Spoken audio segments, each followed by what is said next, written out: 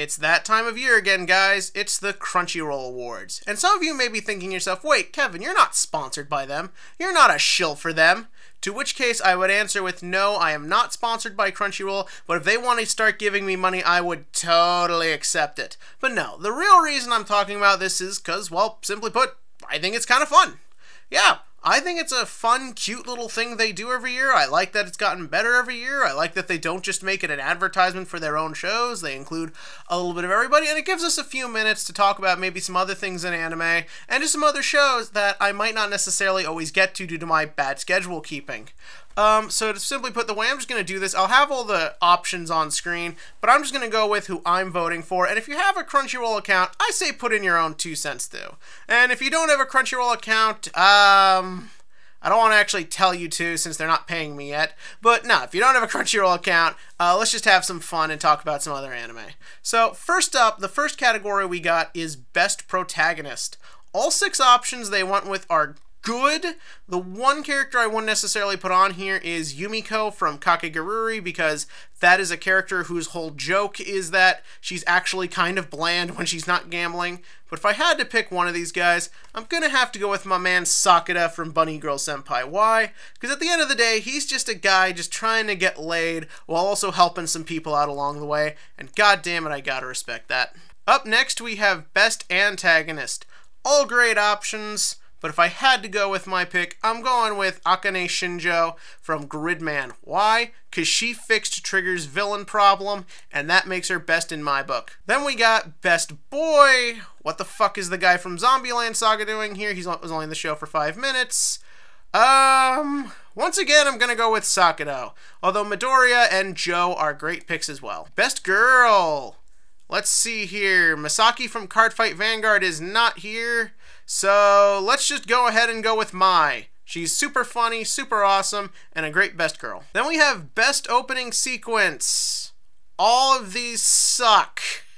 But if I'm going to go with one, I'm going to go with Wotakai's, because that one is annoyingly hummable, and even though the visuals are pretty simplistic, god damn it if they don't just stick in your head. Then we have Best Ending Sequence. Again, I didn't really like any of these, but if I had to pick one I liked above all else, I have the Megalobox song on my phone. So yeah, that's got to be the one. Best Voice Acting Performance, Japanese. Ooh, some good choices. Once again, gotta go with Reina Ueda as Akane Shinjo. She really actually does capture this really good conversation of chewing scenery while also seeming like this weird, innocent psychopath. It was awesome. Then we have Best English Voice Performance. An interesting pick, and this one might seem a little weird at first, but I'm actually going to go with Erica Harlacher from Violet Evergarden. I didn't review Violet Evergarden, even though I did watch it, and if I were to pick one of my biggest gripes with the show, it's that the characterization of Violet herself is very inconsistent. However, Harchler's performance really actually figures out a way to come up with a consistent through line and a heart and emotion to the character that when I watched clips from the Japanese, and sub-lovers only, don't hate me, I don't think the Japanese actress really captured it well where the English actress did. So she's got my vote. Then we have Best Director, and the only nominee for my boy Banana Fish. What the fuck? Like, why isn't that in every category? Where's Ash in all the Best Boy categories? Either way, we're going with Banana Fish. Then we have Best Animation. Some might argue the most important category on the list.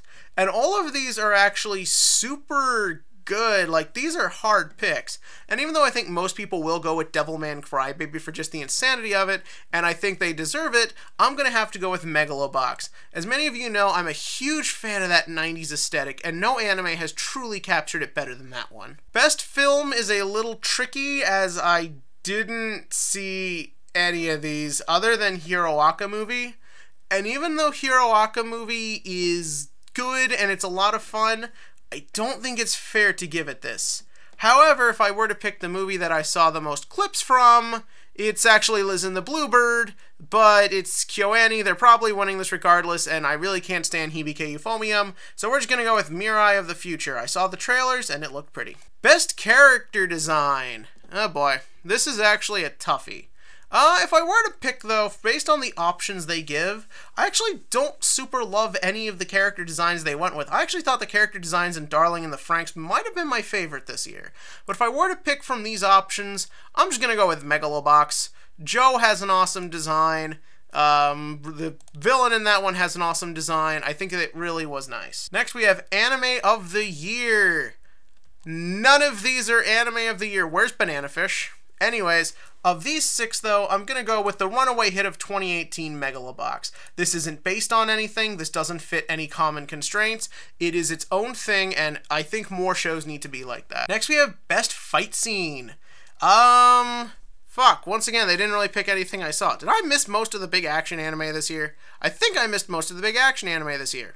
Let's go with All for One versus All Might. Why? Because I had a turd coming when I watched that fight, and it never came out because I was clenched the whole time. And then last but not least, we have Best Continuing Series. It's Ancient Magus's Bride. It's none of these other ones. Fuck the other ones. It's Ancient Magus's Bride. And so that's it, guys. Look, if any of you are looking for, like, my big complicated opinions on the state of Crunchyroll or any of the things they've gotten involved with, I really don't have any. I don't overly care. I have my own issues of Crunchyroll, of course, like everyone does, but this, I think, is a really fun thing they do, and I'd love for them to do more things like this instead of random crap like Harry Guardian Spice or spending all their time promoting some stupid gacha game. So, tell me what you think of these choices below. If you voted, give me some of your choices and your general opinion on the Crunchyroll rewards. Please don't get into anything overly complicated. I just wanted to have a little fun and do something a little different.